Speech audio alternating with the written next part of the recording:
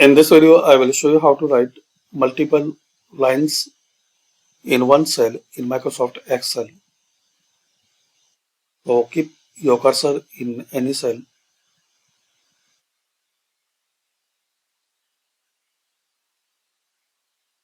Now type here line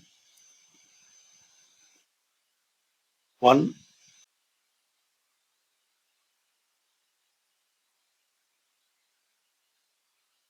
Now press Alt and enter. Now type line 2. Same, press Alt key and enter.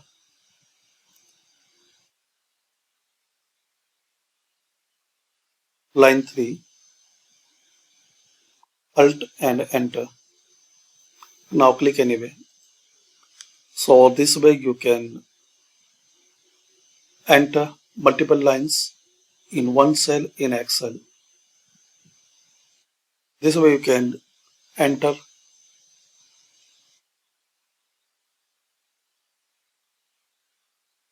a large number of lines in Excel. So thanks for watching.